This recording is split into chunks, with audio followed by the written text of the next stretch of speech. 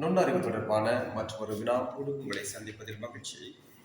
இங்கே 2 தராசுகள் தரப்பட்டிருக்கின்றன. இங்கு தராசினுடைய தட்டுக்கள் இரண்டும் சமமாக இருக்கின்றன. இந்த உருவை அவதானித்து முக்கோணியுடைய பெறுமதி 250 கிராம் எனின் வட்டத்தின் நிறையாக இதுதான் வினாவிற்குரிய விடையை செய்தவர்கள் கமெண்ட்ஸ் பதிவுகளாக உடைய விடையை தயவு செய்து அழைத்தாருங்கள். விடையை கமெண்ட் செய்துவிட்டு இந்த வீடியோவை தொடர்ச்சியாக அவதானித்து விடையை தெரிந்து கொள்ளுங்கள். இவ்வாறு நம்முடைய வினாக்களில் நாங்கள் முதலில் இந்த தராசு தட்டுகள் சமமாக இருக்கின்றனவா என்பதனை முதலில் அவதானிக்க வேண்டும்.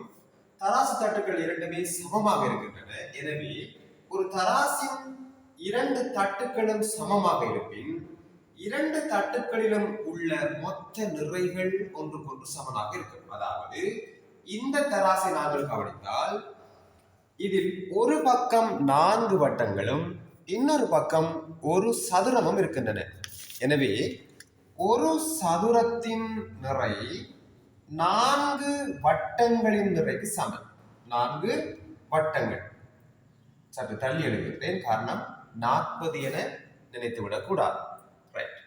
இப்போது இந்த தராசை நாங்கள் அவதானித்தால் இங்கு 2 சதுரங்கள் 4 முக்கோணிகள் இருக்கின்றன. எனவே 2 சதுரங்கள் 4 முக்கோணிகளுக்கு சமம். எனவே இதிலிருந்து நாங்கள் எடுக்க வேண்டியது ஒரு சதுரம் 2 முக்கோணிகளின் நிறைக்கு சமம். இதுல பாதி, இதுல பாதி. எனவே ஒரு சதுரம் 2 முக்கோணிகளின் நிறைக்கு சமம்.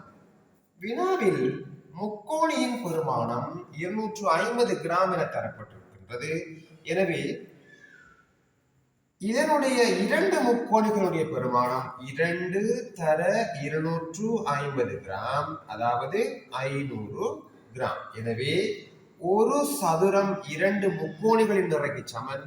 எனவே 2 முக்கோணிகள் 500 கிராம். எனவே ஒரு சதுரத்தின் நிறை 500 கிராமாக இருக்கும். சரி, ஒரு சதுரத்தின் நிறை 500 கிராம் என்றால் இந்த 500 கிராம் 4 வட்டங்களின் நிறைக்கு சமம். எனவே ஒரு வட்டத்தின் பெறுமதியை பார்ப்பதற்கு நாங்கள் இந்த 500ஐ 4 வகுக்க வேண்டும். 500ஐ 4 வகுக்க வேண்டும். எனவே எங்களுக்கு 125 கிராம் வரும். நீங்கள் நெடுமகத்தில் பிரித்து பார்க்கலாம்.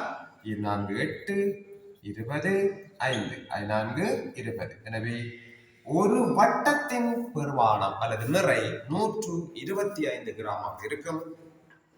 மற்றொரு காணொளியோடு உங்களை மீண்டும் சந்திக்கிறேன். நன்றி.